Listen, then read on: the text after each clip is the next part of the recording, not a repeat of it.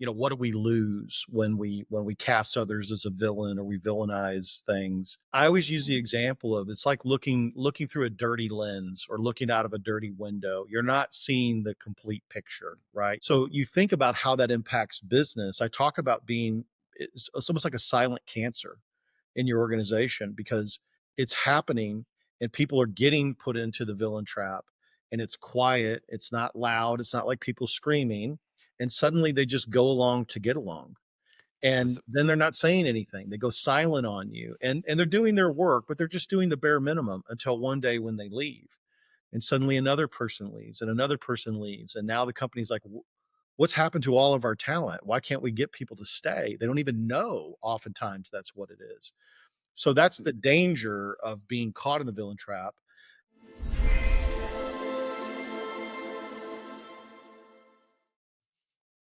Hi, everyone, and welcome back to Your Customer, Your Success. My guest today is Chris Gillen, an accomplished leader with over 30 years of experience in operations and customer experience.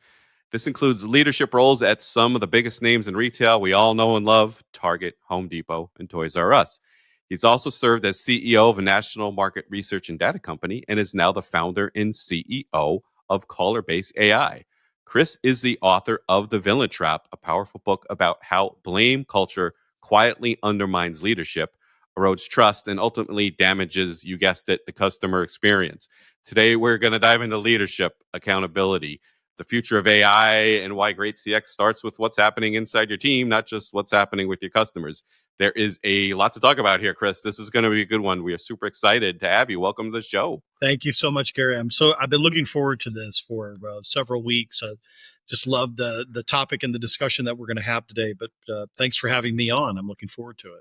Yeah, you're quite welcome. And I read the introduction to your book, and I will be getting that book, buying that very shortly because it was wow. Yeah. And our discussion was great to kind of kick things off, to get to know each other a little bit. But let's get right to it, because reading the introduction to your book, I saw that you have a mantra, and you gave us a great background into kind of where you came from and what you're thinking about. But your mantra that you said you learned is victims need villains. Yeah. What does that mean to you? Yeah, yeah. Well, I usually start by telling people I came from a family of professional victims. And listen, I loved my family. I loved my dad and my brother in particular very, very much. But they were the epitome of people who just allowed themselves to fall into a victim mode all the time. And so I say that because I learned early on in my life, as I watched two people that I love just kind of slip farther and farther into kind of despair, not being able to take accountability for their actions, the things that they were doing, and as I progressed in my leadership career, and really started to look at the state of leadership, one thing became very clear to me is that there's a lot of victims out there, and I'm not talking, just to be clear, I'm not talking about somebody who's mugged at an ATM machine, right? I'm talking about people who live in this state of mind where they make poor decisions, they do things, they mess up, bottom line, and they can't take ownership for that. And what I learned is that it's a two-party engagement. Victims have to have something or someone to blame for their failures, their missteps, their mess ups. And if they don't have somebody to blame, what's left is forcing them to look at themselves in the mirror. And nobody wants to do that. And we can talk about how the ego protects us from that. But that's something I learned. So if you take away the need for somebody to have a villain, what you leave them with is being exposed to look internally to say, okay, what changes do I need to make? How do I become accountable? And that's been a very, very powerful lesson for me, not only in my leadership career, but for me personally as well. And it really struck a chord with me when I read it, because I think we all know people like this. We've had them in our families. We've worked with people like this, and then to make that transition over to management and in business, Yeah.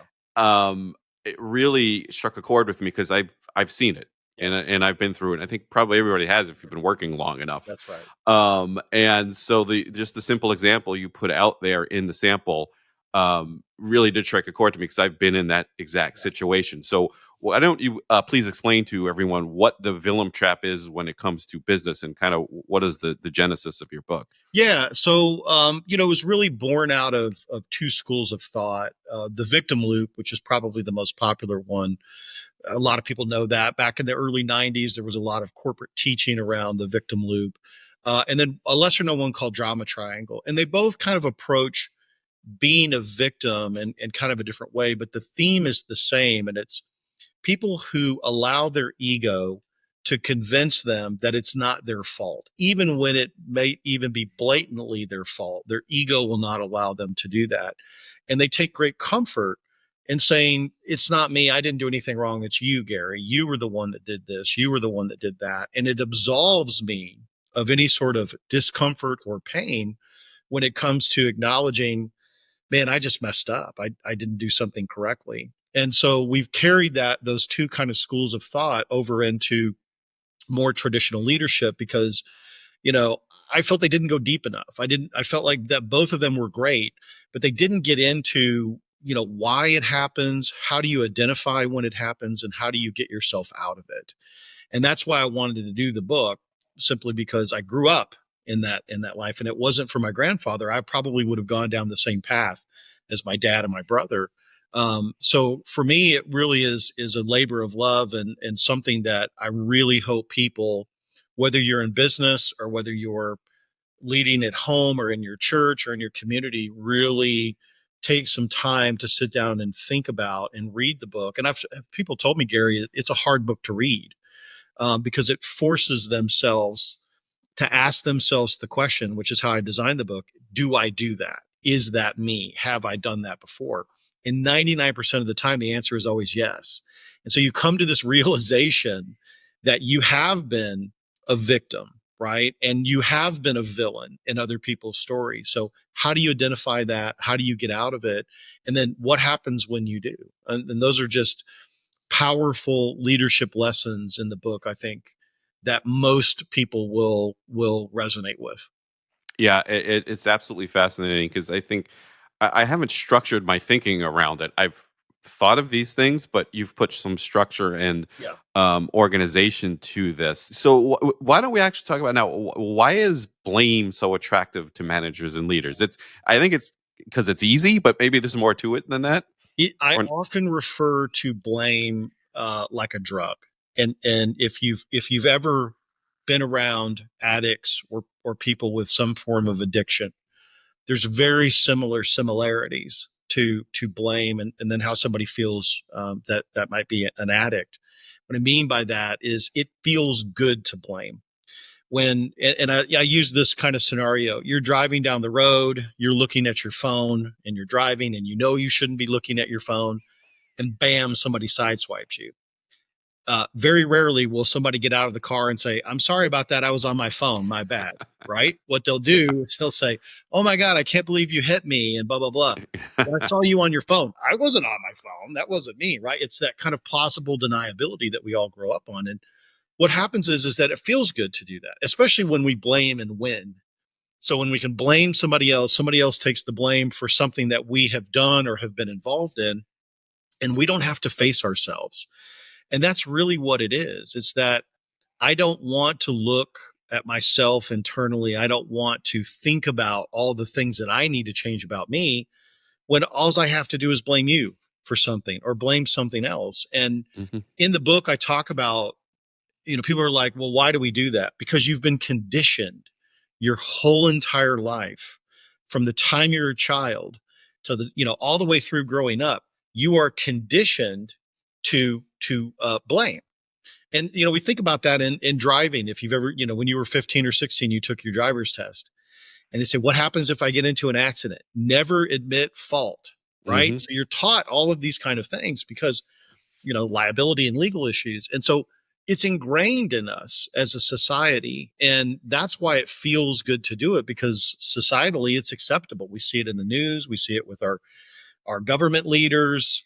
They can do things, they can mess up, they can blame other people, and they get away with it. And so it feels good to people to shrug off what we know we're responsible for and pin that on somebody else.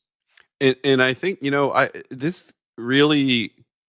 goes along the lines of thinking the discussion I had with Rachel Provan a few episodes ago, about she basically brings psychology into the customer success. And what we're talking about is when it comes to business, it's your livelihood, Yes. which is based on your basic instincts of you need money to survive and buy your food in your house and everything like that.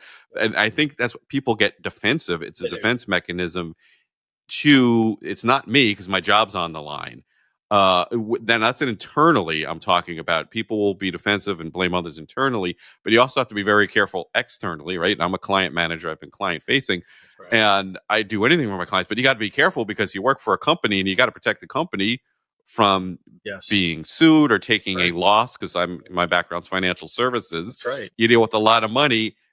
Something went wrong, was it our fault or not? Yeah. Because it could have been the broker, it could have been the investment manager, Right. and you don't, you got to be very careful about that so you don't take a financial loss. So I Yeah. think some of it comes from just self-preservation, It does. right? It really is all about self-preservation. That's what our ego does, right? Our ego protects self. It's never going to allow us to put ourselves in a position where we just say, well, I screwed up and that's it. We're all guarded when it comes to that kind of stuff. And you're right, there's varying levels. You've got to be smart. A car accident, you're not necessarily going to jump out and scream it's your fault. But what you do is you have to start thinking about your responsibility, the action that you took, your part in the process. And we talk about that when we start talking about the ownership cycle and how to get out of the villain trap is you have got to learn to take accountability and ownership for your part, not for the whole thing. That's a Hmm. confusion that people make. Well, I'm not going to accept responsibility for everything. You don't have to. You're just owning up to the part you played in that story. My grandfather said something to me that changed my life when I was young, and it took me a while to really understand it. He said, "It is probably your fault." And it took me a while. Like, what do you mean by that? This, I mean, that we all have a role that gets played in certain situations, unless you're a real, like I mentioned, victim. Sending an ATM, somebody whacks you over the head, takes your money. That's a real victim, right? The rest of us choose to live in this kind of victim mindset. So I got it. So let's talk about, well, what is the problem? What do we lose when we do that? And I'm talking more of it from the business sense, Yeah. right? Because maybe, and I'm going to combine. I have another question. Maybe I'm going to combine them. Okay. We talked about this when it comes to customer experience, right? You can't have any CX consultant that I've had on the show, that people watch the show. You can't have the great CX without the EX, right? Without that trust between employees and leaders. Yeah. So how does blame break down that trust? Yeah. Well, I'll start with kind of the first part of the question. What do we lose when we cast others as a villain or we villainize things? I always use the example of it's like looking through a dirty lens or looking out of a dirty window. You're not seeing the complete picture, right? You're only seeing bits and pieces. And the problem with being caught in the villain trap is that you no longer see the person for who they are. You only see the person for the story that you've created about them. And that's the interesting thing about the villain trap is it starts with a trigger. It's that employee who you ask to give feedback on a document and you get it back and they've redlined the crap out of it. Right. And then your ego's a little bit bruised because you're like, I thought it was a really good document. So what do? You're like, well, you know what? This is all part of Gary's plan. He's never liked me anyway. And so now he's doing this. And so you begin to go down this road of creating a story. And then that story turns into, well, Gary's never liked me. He's always been blah, blah, blah. And suddenly I don't see Gary for the great, smart, intelligent, dedicated employee that he is. I just see him for the story that I've created about him. And 9 times out of 10, that story is so false and not true.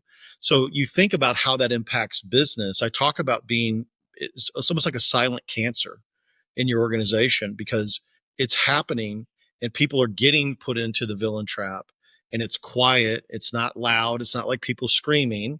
And suddenly they just go along to get along, and then they're not saying anything. They go silent on you, and they're doing their work, but they're just doing the bare minimum until one day when they leave, and suddenly another person leaves and another person leaves, and now the company's like, what's happened to all of our talent? Why can't we get people to stay? They don't even know. Oftentimes that's what it is.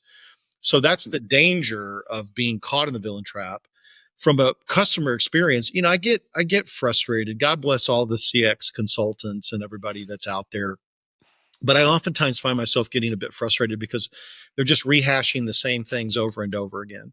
Right. Right. It's, you need to measure it this way. You need to put in this tool. You need to do this. When at the end of the day, you're never going to fix. And I just dropped a post on this on LinkedIn today. You're never going to fix your customer service if you don't fix your employee experience. And right now, very few companies have a positive employee experience. You have to think about it like this.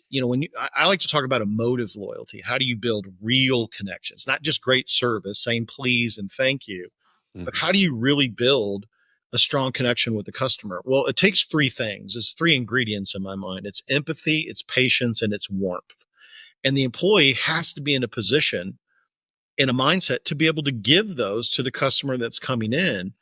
But if I'm an employee that feels unappreciated, disconnected, and frustrated all the time, I don't have any room left at the end of the day to give anything to the customer, which is why when you walk into your favorite place and you go to order, maybe they grunt at you or like, hi, and then say, here you go and thank you. Because that's all they can muster because they hate their job. They hate the company they're working for. They don't like their leaders.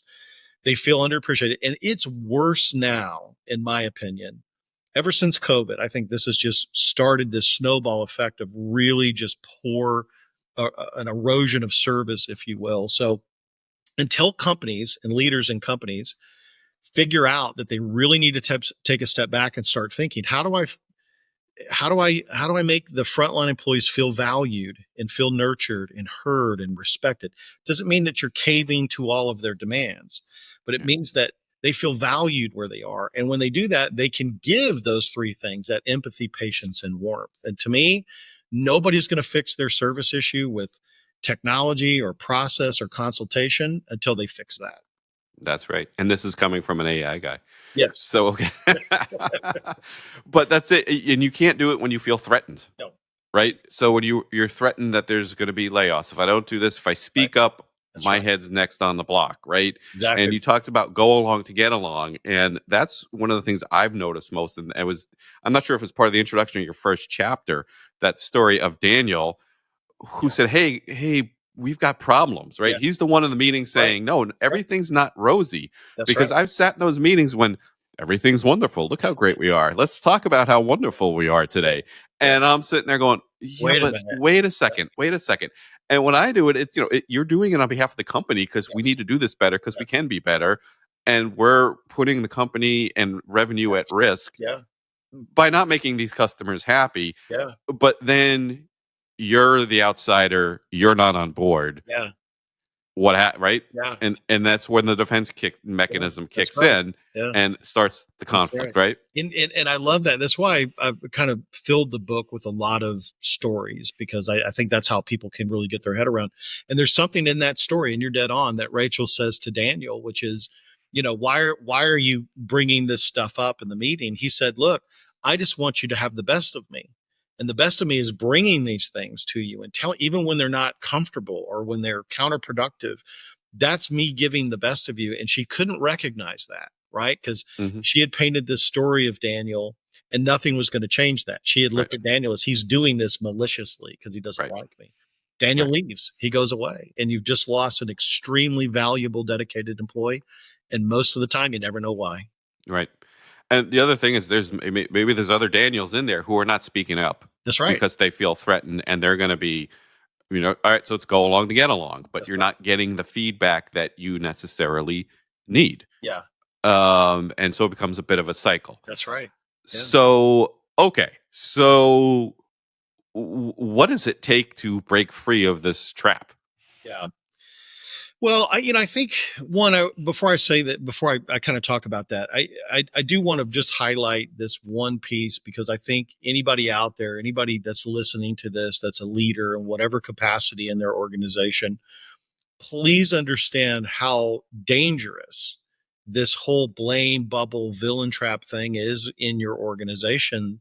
And it's not sudden, it takes time. And I think we're starting to see some of the effects of that culture in companies. Look what's happening to Starbucks, right? Look what's look at the massive number of bankruptcies in retail and in restaurants that have happened over the last 5 years. Yes, I'm sure the market plays into that, but these are also companies that you go back and you look at had this kind of undertone, this quiet erosion of the employee experience where, in the 90s, people loved working at Starbucks was kind of a really cool thing. Oh, you work at Starbucks. That's really neat. They give you all these things. Now, if I walk into a Starbucks, which I don't do often, but I will ask people like, how's it going? How do you like working here? Classic sign.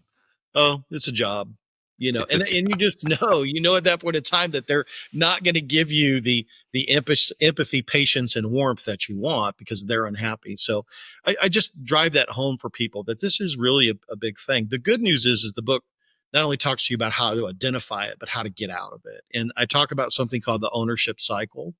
And there's really four parts to it. One is that awareness. Like you've got to understand when you start to fall in the trap. And so we give you some key things to look for. And so that's kind of number one is you're saying to yourself, oh, I'm falling into this. I'm starting to create a story about Gary. Let me stop myself, right? I'm not going to go down that road. The second piece is reframing. And I love this because it is such a powerful tool that people underestimate. And I give you 5 words. So when you catch yourself getting into the trap, you pull back and you say to yourself, what else could be true? That breaks that story that your ego is forming for you. So suddenly now it's maybe Gary's coming to me because he genuinely is concerned about something, not that he hates me and he's out to get me.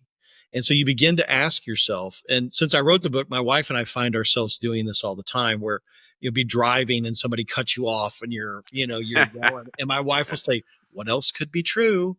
hmm And I'm like, oh, maybe so. Maybe they didn't see me. Maybe this happened. Right. hmm So it hmm really is a very important part of that. And then the third piece, which we talked a little bit about, is ownership. You've got to be able to own your part. And we give you lots of talking examples of what that looks like in the book. And it's, like I said, it's not owning everything. It's just acknowledging what you could have done different or what your contribution was in creating that situation.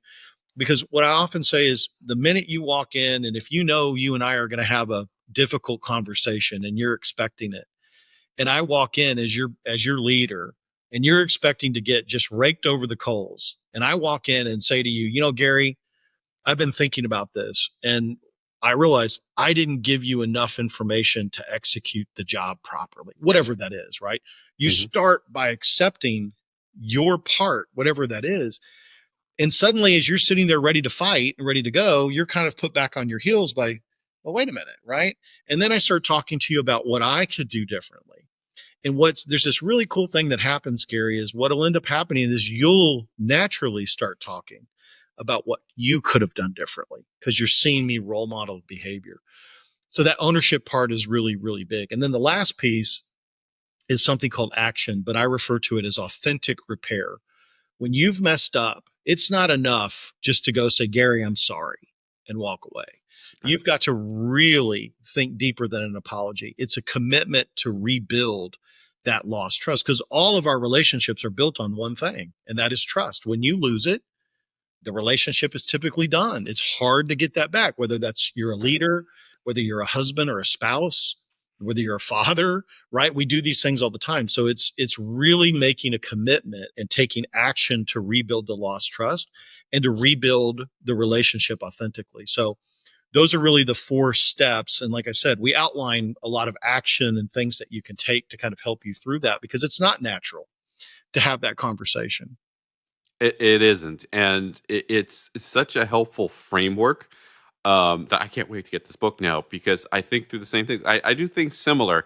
When I coach baseball, youth baseball, and I say something. What's going on Right. with the kid, the family, because there's so many different types of situations you have, and kids with different backgrounds Yeah. and neurodiversity, and it's unbelievable to think through. And you got to think of what else is going on. Maybe the kid just had a bad day at school, That's right. and it's just, hey, have him a good day of baseball, right? So he might come out with a bad attitude instead of getting on him like being old school coach, like I grew up with. That's right. It's all right. He might be having a tough time at school. Let's have a fun day of Yeah. baseball for the kid. Yes. So I try to use some of these techniques, but I haven't really put it in this framework. Yeah. So this is great stuff. Yeah. Now, so can you take us to? Do you have an example of like someone you could share that fell into this trap and you helped them out of it? that you could talk about? You could disguise it if you want, obviously, Yeah, but I mean, I think back over my career, even before I kind of framed this as the villain trap, right? But always being a servant leader and always trying to be one of those people that put people first.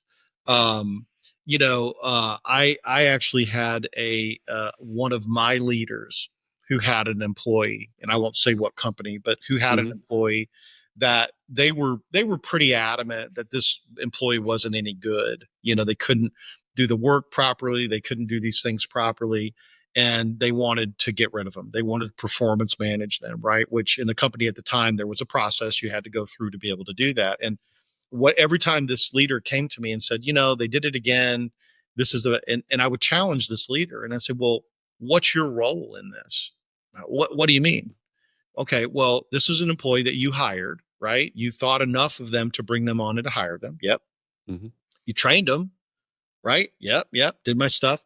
So why are they not working? It's too easy to say, well, they just suck or they're no good. So let's dig into this. Let's figure this out. And I really, I frustrated the heck out of this leader. For weeks, they would come and say, what's that? I say, no, until you come back to me and tell me what your role was in this person not working out, we're not going to let them go. And so finally, this person came back to me and sat down. And this is after weeks of just banging his head against the wall. He said, I really thought about this. And I sat down and I made a list. And I made a list of all the things that I could have done better onboarding this person, training this person, and supporting this person. And again, this is pre villain trap idea, right? Mhm. But it was more of a listen, as a leader, when you're leading people, you have to remember you are a servant leader. That means if you've made the decision to hire somebody and to bring them on board, you owe it to them and yourself to do everything humanly possible to make them as successful as they can be. And only then, when you have said, here are all the things that I've done and they're not successful, can we talk about performance management. Not that we can't, because some people just don't work, right? It's just not a fit for the Sure. job. But the ending of the story is that this person then took that list of all the things he could have done differently, went back and applied those things, and gave the person another couple of months and worked with them, and they ended up being one of the best employees that he had. Yeah. Right. And so he came back to me later and said, I would have just fired that person. And that would have been an easy fix to an immediate problem, but what a disservice it would have been to that individual. And so often we just get caught up in ourselves as leaders that we're just protecting us and the things that we do when we should be giving everything we have to the people that work for us to make them better. That is a great story. That's the servant leader topic is that's a whole episode right there. We talk about it a little bit on this show, but there's not enough servant leadership It's teachings out there. I don't. It's not out there a lot, and you see more of the Daniel. I'm sorry, what was Daniel and Rachel? Was it Rachel. Yep. Yep. Daniel and Rachel situations out Yep. there Yep. more than anything? And you don't see that kind of mindset of I'm a servant leader. I'm here to make everybody in the team better Yeah. because that's what leadership is, and that's what success is, and Yeah. making everybody around you better. But I don't think a lot of leaders see it that way. I just think we have a giant leadership problem out there, and it's a very generic statement, I know, but that's why I'm here doing these type of Yeah. things Yeah. and Hey, getting Gary, people like you on the show. Hmm? it's not even leadership. We have a societal issue. We have a True. humanity issue Yeah. where we should be treating every person like a brother or a sister. We should be, and I don't care your color, your creed, your background, doesn't matter where you're from. At the end of the day, we're all human, right? And we all should be helping each other and lifting each other up and serving each other. That is the essence of happiness. Don't let anybody ever tell you differently. Think about the time that you give somebody or you do something for somebody where you expect nothing in return. You feel amazing typically after you do that. You're like, wow, that felt really, really good. And we're Hmm. drifting so far away from that where it's just all about self. Look Yeah. at me culture is what I'm talking about. That I believe that that's why we're seeing so many of these issues we're seeing globally right now, where we're just villainizing other cultures, other countries, other religions. We're not taking a step back and saying, you know what, we have more in common than we do in difference. And if you created a world, which is, I know it's a very utopian thing to think about, where people just valued each other as people and cared for each other, what a different world we would be living in. That is for sure, and we're you're right. We're living in a world driven by how many likes and retweets we get, and I know it's kind of self-serving to say that as a podcast host to us to post on social media so somebody watches this There stuff, you but the whole go. point is so they listen to great advice like you're giving. Yeah. So, but you're right. It's become that focus of me, look at us, and Yeah. get the hit the like button, right? Yeah. Yeah. So great words of wisdom, Chris. Thank you. So let's take a quick step back because Okay. I did want to touch on this before we hit the segments. I had a couple of questions for you. Sorry, let's talk about AI, right? Because we haven't. Yeah. It's like, geez, it's a CX podcast. I try to stay away from it, overdoing the AI thing. Yeah. But you're an AI guy, so let's talk about that. We talked a little bit. It's kind of like a gold rush going on right now. There's all sorts of excitement, but things aren't always going the way you think they're going to go. What's your take on what leaders should be thinking about when it comes to AI? Does this blame culture influence how we're Yeah. adopting or Yeah. It's misapplying great. I AI? love that. Yeah. I love blending the two. If you go back in history, and I'm a history buff, I like history, and you look at every major technological advancement throughout history, doesn't matter. Could be the steam engine, the printing press, the telephone, whatever. We have followed the same exact change cycle then as we are now. And that is new technology comes out. We're fearful of it. We don't understand it. Everybody bashes it, right? Then starts to slowly get implemented. It starts changing things. We then go to adapt. And then we come out the other side, can't even remember the old way of doing things, right? And so I say that because I think that's kind of where we are. But if you also look at all of the technological advancement, there's what I refer to as modern day snake oil with all of them.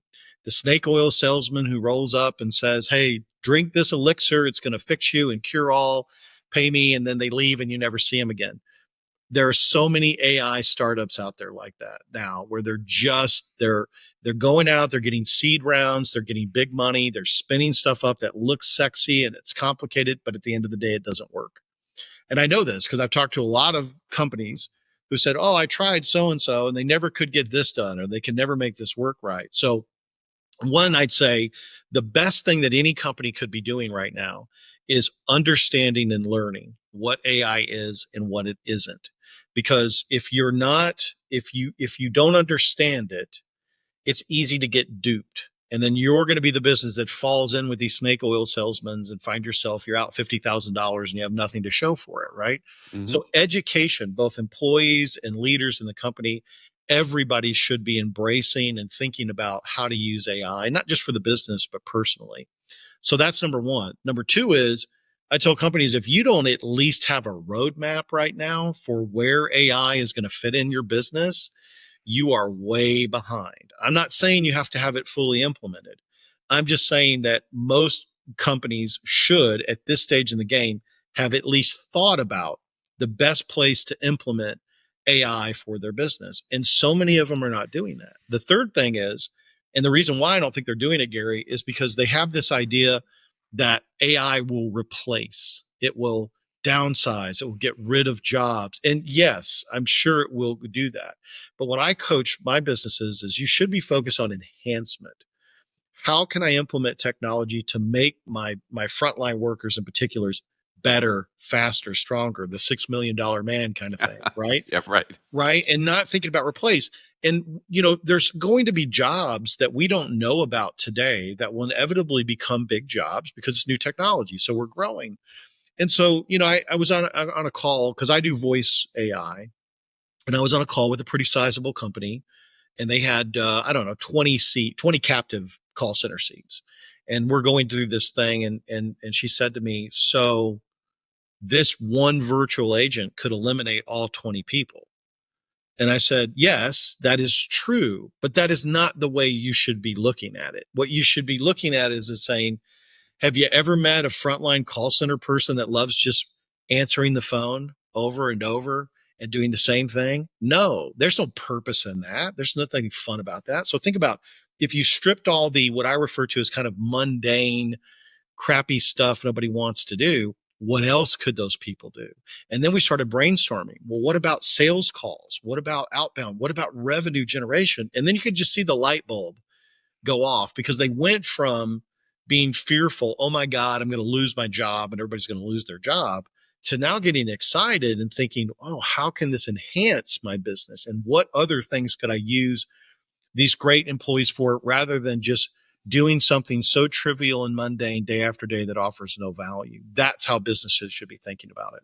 That's right. And that concept of the contact center as a revenue center Yeah. is something we've talked about on the show a couple of Forever. times. And Forever. Yeah. and and something that's, I think, finally coming to light and coming to fruition, I hope. So Yeah. it's a great way to think about it. But that's right. I think people don't understand it. I think it's something new. A lot of these technologies have been around for quite some Yeah. time. Yeah. And then the thing that drives me crazy is everybody's calling everything AI. Right, Yes. because Everything. technology is technology. And I've said this on the show before. A portfolio analytics companies now are AI driven tool. Yes. It's not an AI driven tool. You've been around for 20 years. Yeah. It's a Yeah. portfolio analytics tool. It's fine. That's just a way to beef up your valuation in your company. You're Slap good. Yeah. AI on it. It's- You get an extra multiple on your EBITDA. I mean, that's exactly what that is.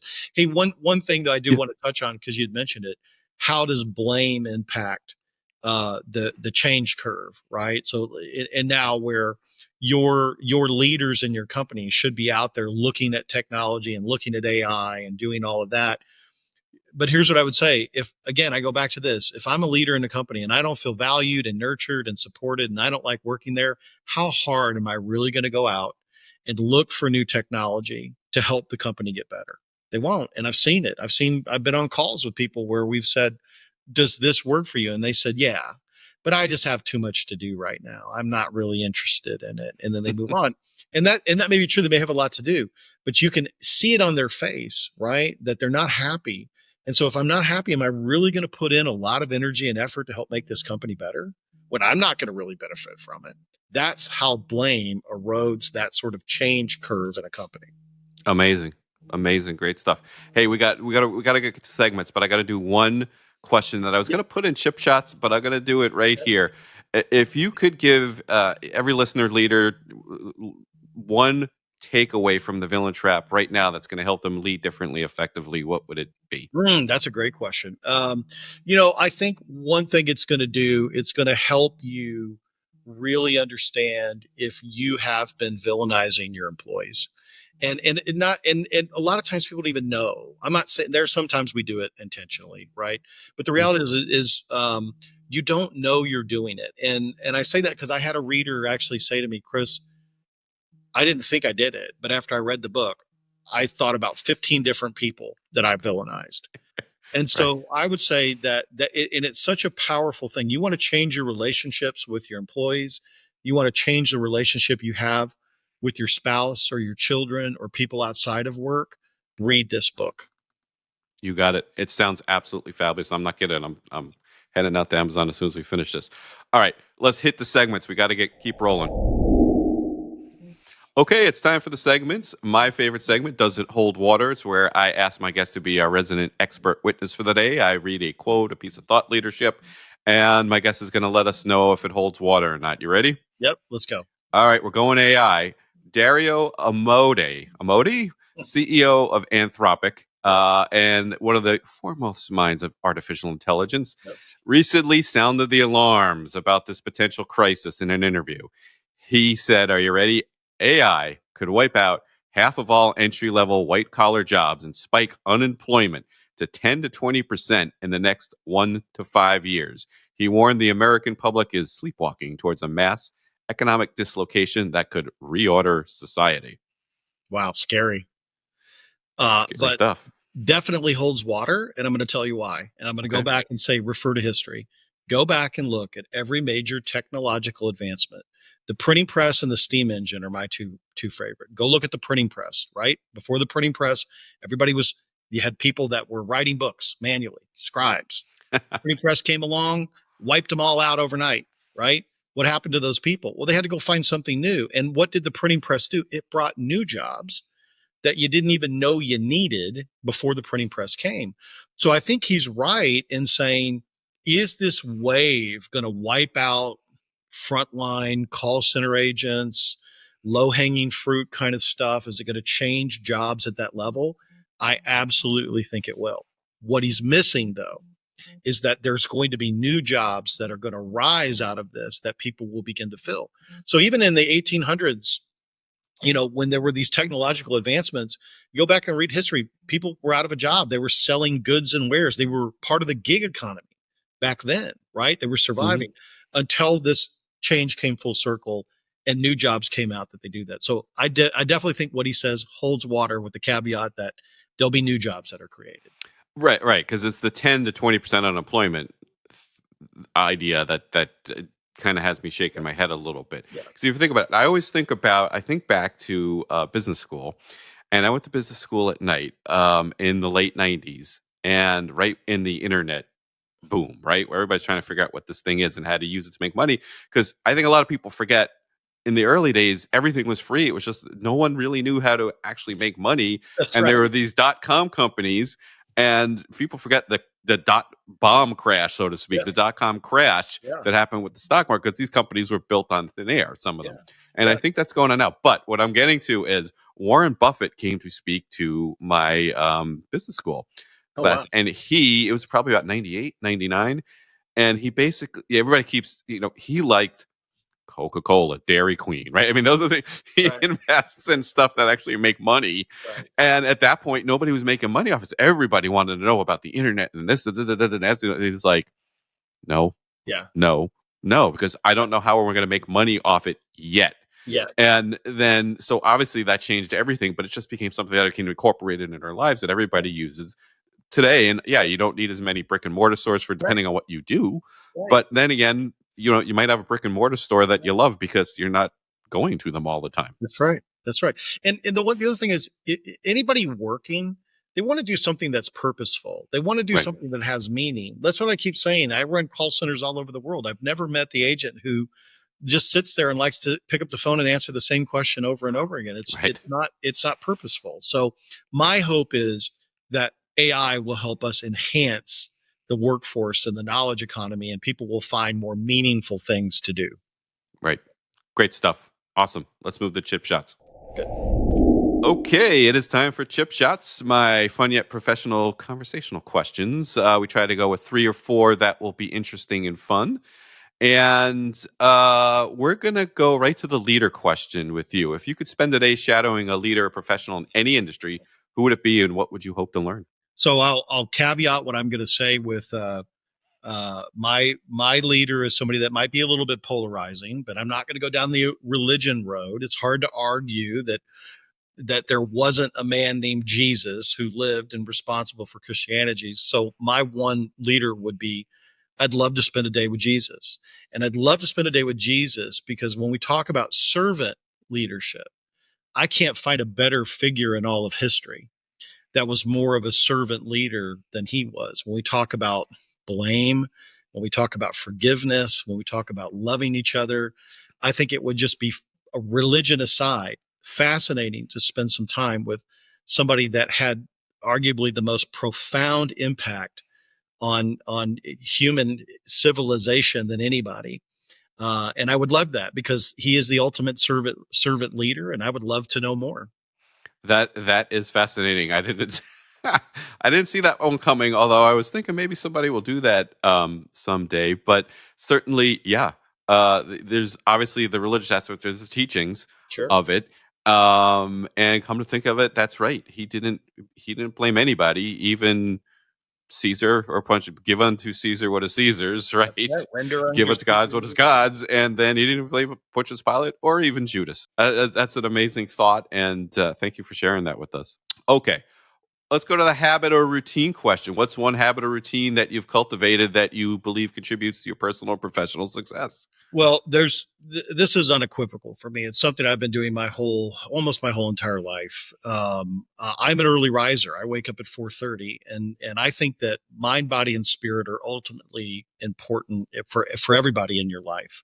And so I wake up at 4:30, 5 o'clock in the morning, and I hit the gym for 2 hours, and I do this weird kind of meditation thing while I'm lifting and working out. But what it does is it centers me. It gets me started for the day. I can think about not just the things that I have to do that day, but I take a step back and I think more strategy. Where am I going? What's happening? It's my time. right, in the gym.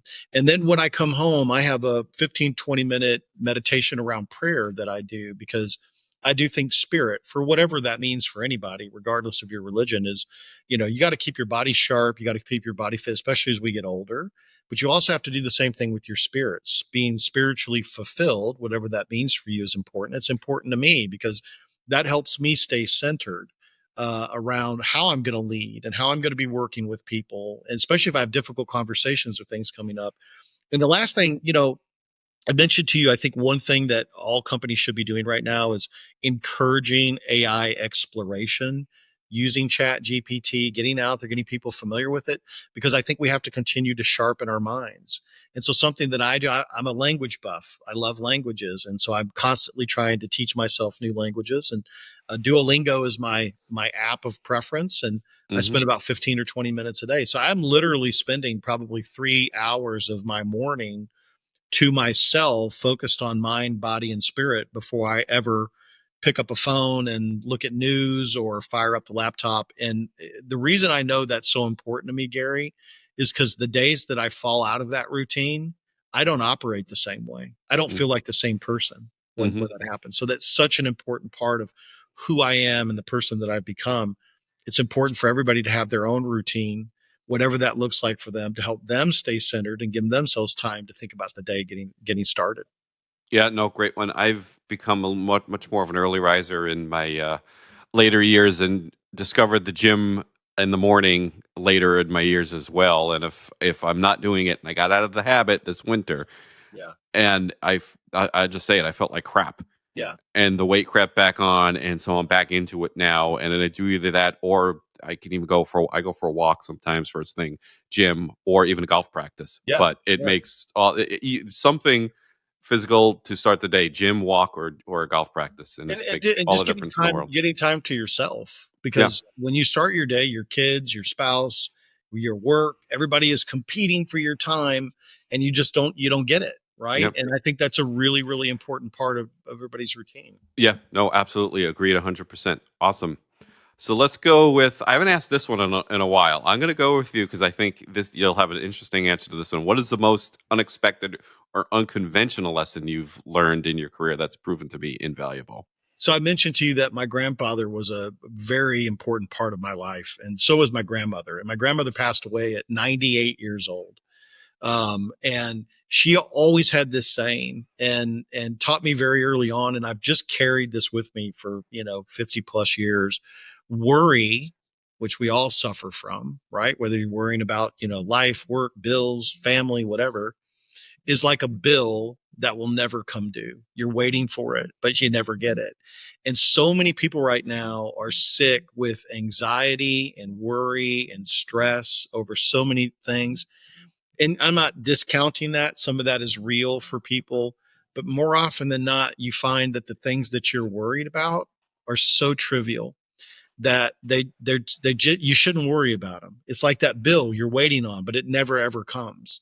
And so I use that too. And how I translate that from in my career is, and it's cliched, but I try not to let the little things matter. I try to put my energy on the big problems and worry less about the little ones that I know are either insignificant or going to fall away in a couple of days. And because worry is a disease, I mean, that's what kills you inside. You're always worried. So when you can get to a place where you recognize, I don't need to worry about that, that's going to be okay, and you can focus on the things that really matter, it does change the way you lead. Yeah, it really does, and I'm definitely guilty of worrying about things way too much, and you become overly cautious and don't um, do whatever it is to the fullest, whether it be business, your career, whatever. Or I'm not making it trivial, but even something like golf, Yeah. you can't play worried that you're going to hit the ball in the water. You have to aggressively hit a draw down the right side. Yeah. Right, it's all the difference in the world. But that's an interesting analogy.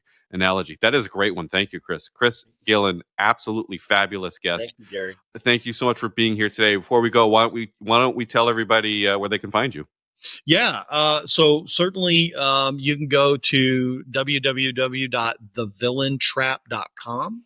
So a little website I've set up where you can learn more about the book and the contents of the book. You can also click the link to go to Amazon. It is available on Amazon in a hardcover. It's also Kindle. Audiobook should launch in the next probably 10 days. You can find that on Audible.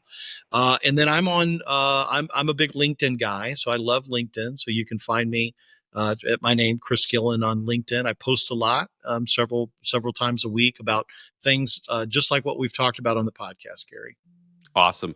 Thank you so much for being here. This has been a fabulous episode. It should come out in time for 4th of July week. So happy 4th of July, everybody. I hope you're having a great summer.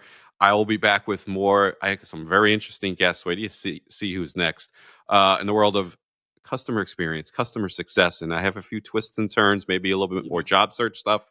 All sorts of good people lined up for you. So thank you all for joining us today. And I hope you come back real soon. Thanks, Gary. That's a wrap. Thank you so much for tuning in today. We hope you found something insightful that will enhance your experiences and drive your success. If you enjoyed the episode, please leave a review and share your thoughts to help us improve the show. Don't forget to head on over to maracxhub.com for more ways to connect with me and learn more about experience management. Until next time, I'm Gary Mara, working hard for your customer and your success.